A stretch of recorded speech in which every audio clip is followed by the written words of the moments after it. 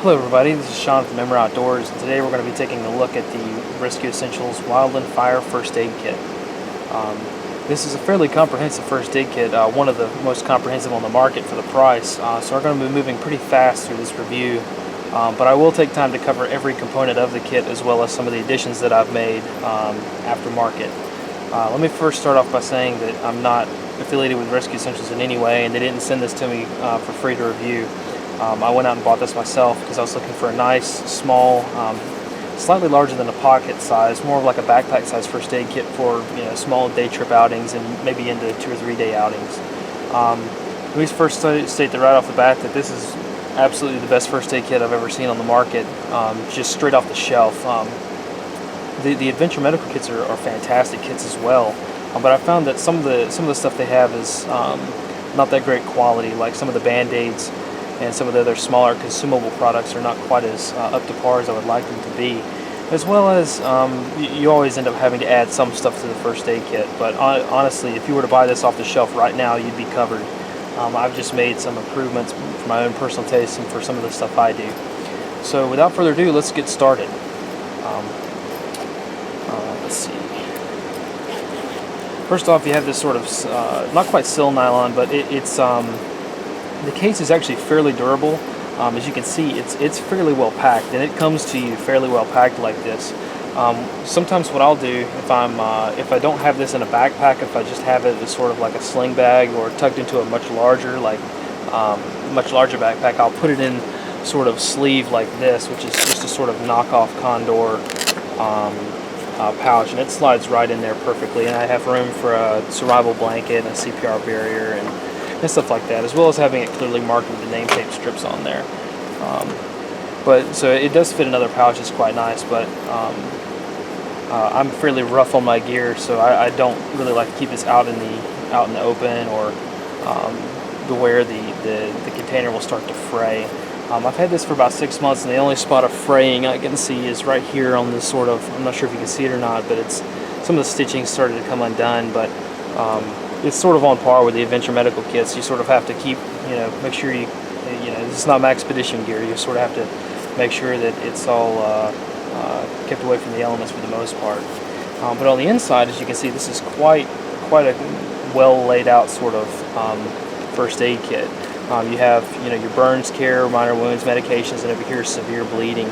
It's very well laid out so that someone who doesn't know what your first aid kit layout is can get to it very easily. That's one of the huge selling points of this kit, is that if somebody doesn't know how you lay your stuff out, they can still get to it fairly easily because it's labeled. And it's not labeled very specifically either. It's labeled in very generic terms, but still allows you to get to where you need to be, so you can still move your stuff around in it, and you don't have to keep stuff in specific places, but it sort of gives you a general layout. And as you can see, for some of this stuff, like spacing and the shape of the containers of this stuff, some of this stuff is in different components. But right off the bat, we have here a pair of trauma shears. Now these are not the standard size trauma shears. These are the standard size trauma shears. These are the sort of smaller ones. They're the medium size. If you wanted to, what you could do is include a pair of their Rescue Essentials also sells a pair of mini trauma shears, which are also pretty cool. I just like to I had a bunch of these laying around, and this sort of tucks right in there so you can see it right away. So there's trauma shears right off the bat. And for the first, one of the other things that's sort of not in the kit is the first aid instructions. Now, for the most part, the first aid instructions are not going to be for the person who's going to buy this kit, because the person who's going to buy this kit is going to already know how to handle most first aid items. But it's good that they did include instructions. That's very handy that they did include that. I was happy to see that. And they're fairly decent instructions as well. So for the first module, we have the medications module. Now originally I actually included a lot more than what's actually in here. So right off the bat, you see that there are 4 containers of the SunX sunscreen. I didn't want to include this because I get sunburned fairly easily, so I like to include the sunscreen just so that it is in there. And also, another addition I made is these Ben's 30% DEET insect repellent wipes. I would have liked to gotten one of those small Sawyer spray bottles, but I wasn't able to actually fit it in the kit. because of the other stuff I have in here, and these work as well. They're maybe not as strong, but they work certainly just as well. Now for your other medications, your pretty standard stuff. Let's see, got electrolyte tablets, triple antibiotic ointment, hydrocortisone cream, all your standard little ointments and stuff. I'm not going to go over every single thing that's in there, but you have your Tylenol and stuff. There's not very many medications in the kit, so I would certainly want to supplement it with stuff, but for the most part I got this kit just so you could have a little bit of everything.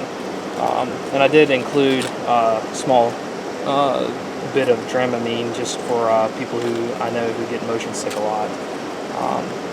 But the medications module is pretty much like any other module you'd see in the first aid kit, plus the hydrocortisone cream, which is water gel brand, which is pretty good stuff. So we've got some stuff back in here just so we don't have everything moving around.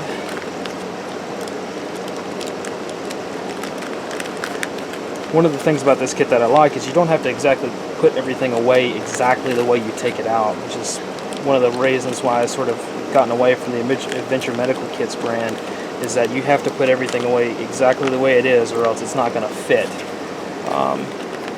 But this one you just kind of shove everything back in there, and there's plenty of play in the fabric case. Let's see here, before I get into the minor wounds, just because they're sticking out, I have a pair of these black talon nitrile gloves. I don't usually like to use these a lot because they're quite a bit more expensive than the standard purple or blue nitrile gloves. But these are a lot better, and for a small first aid kit, you know, a box for $12 is really not bad, as long as you're not using them on a daily basis. And also here, tucked into the top here, I have one of these tactical combat casualty care cards. For the layperson, for the civilian, these are really not going to be used as much, but if you do have your wilderness first aid or wilderness first responder course, the mist layout of this card is actually quite effective compared to your sort of like your soap note type thing. But if you wanted to, you could just print out an extra soap note if you're a WUFA, and you could stick it in the kit. But I sort of got I had some of these extra laying around from my military kits, so I dropped one in there as well. And also, this is the Marine Corps and I guess General Military March card. I'm not sure if they're still using the March acronym, but it's still good information. So I just tucked it in there for someone who might not know it or have it memorized by heart. But yeah, neither of these cards came with the kit. I just had them extra, and it fit in there, so I just stuck them in there because it's sort of helpful.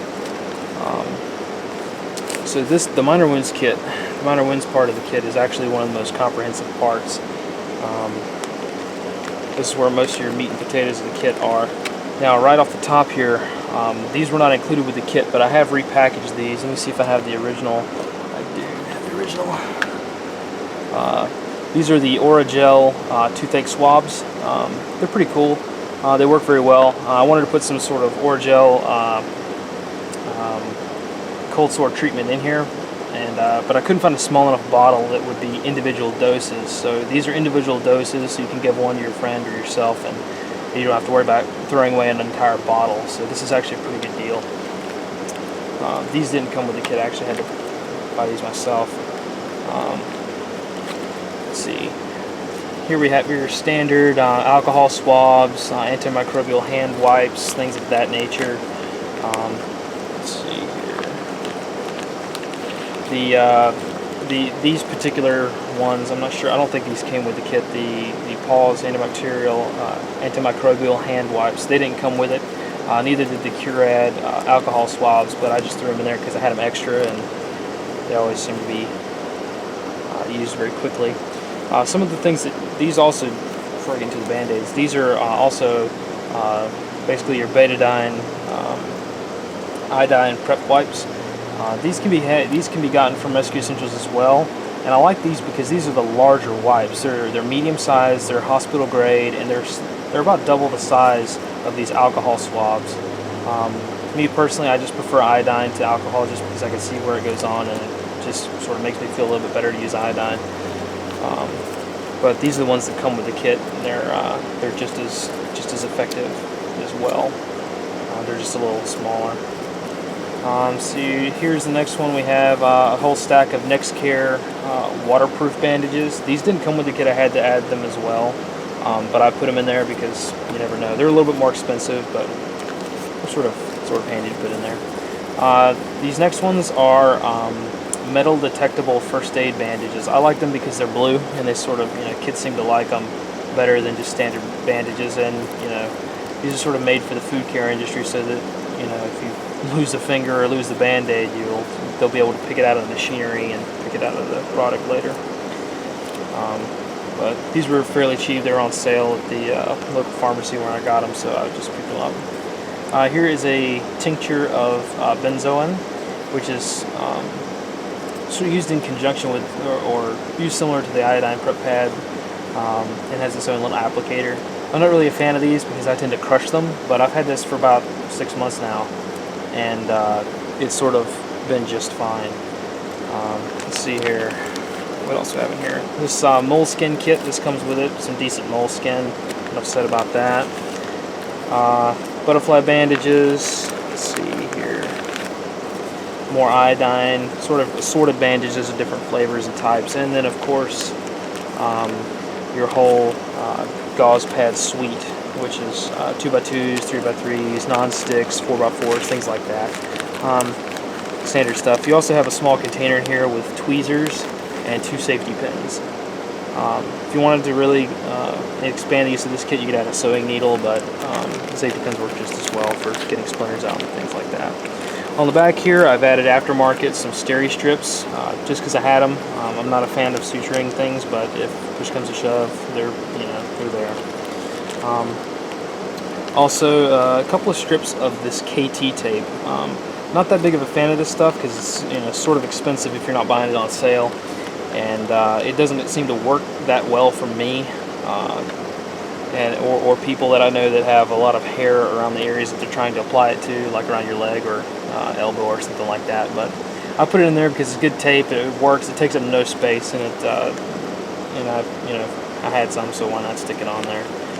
And also, I forgot to mention, I just saw it though, there's a Tegaderm, 2 or 3 Tegaderm bandage occlusions in there, occlusive dressings. So let me stick this stuff back in here. And I think we're probably going to have to split this into multiple parts, so I'll go ahead and get this stuff cleaned up and we'll come back for part 2.